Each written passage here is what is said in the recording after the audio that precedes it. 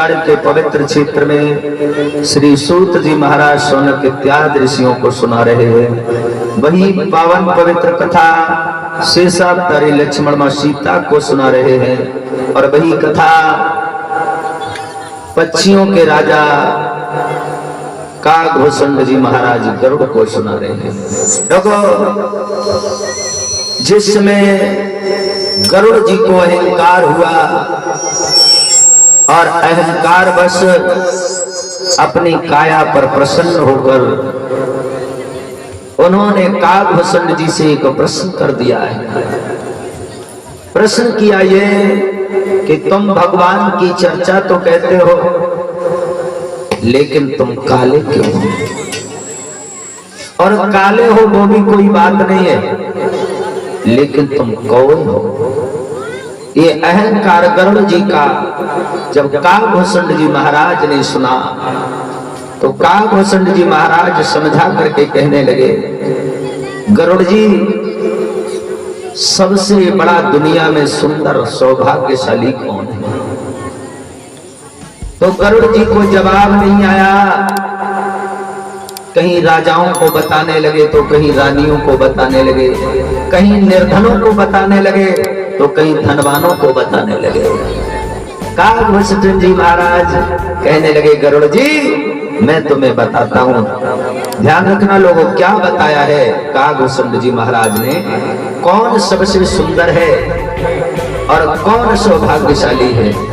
चेहरे की चमक से सुंदरता नहीं कहलाती है, शरीर में ताकत हो जाने पर कोई बलवान नहीं कहलाता है। वास्तविक ईश्वर की नीति में सुंदरता और सौभाग्यशाली क्या है, आइए गौर करते हैं। सोई सुंदर सोई सौभाग्य शरीरा,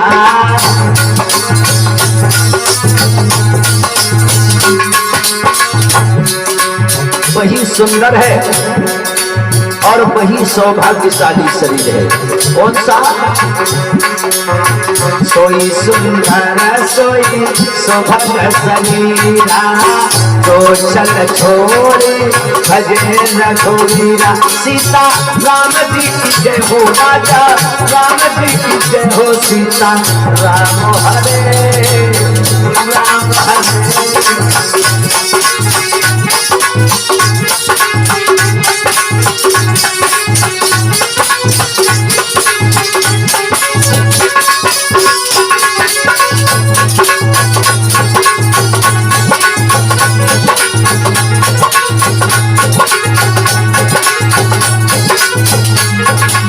क्या लिखा है? सोई सुंदर सोई सुभग शरीरा, वही सुंदर है और वही सौभाग्यशाली है। सोई सुंदर सोई सुभग शरीरा, जो चल छोड़ी भजे रघुवीरा। राजा राम जी की जय हो, सीता राम जी की जय हो। राजा राम हरे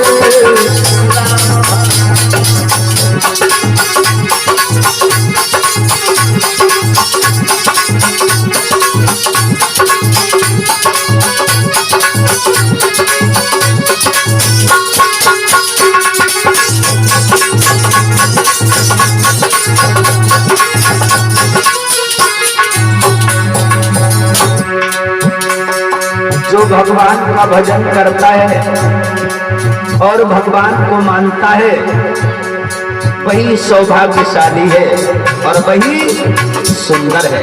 और अगर कोई इतना करता है तो अरे जो इच्छा करी हो मन माही,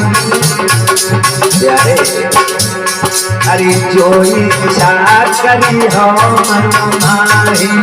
राम कृपा कछु दुर्लभ भनाई। सीता राम जी की जय, राजा राम जी की जय हो। सीता राम हरे राम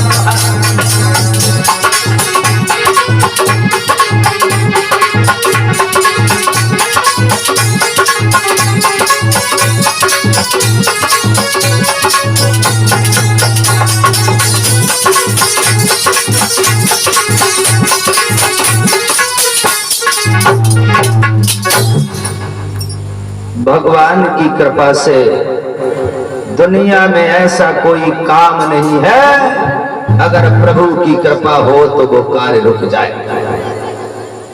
तेरी सत्ता के बिना हे प्रभु मंगल मूल और पत्ता तिक हिलता नहीं और खेले नए को। उस प्रभु की कृपा के बिना इस दुनिया में कोई कार्य नहीं हो सकता है, और प्रभु की अगर कृपा हो जाए तो असंभव कार्य भी संभव हो जाता है।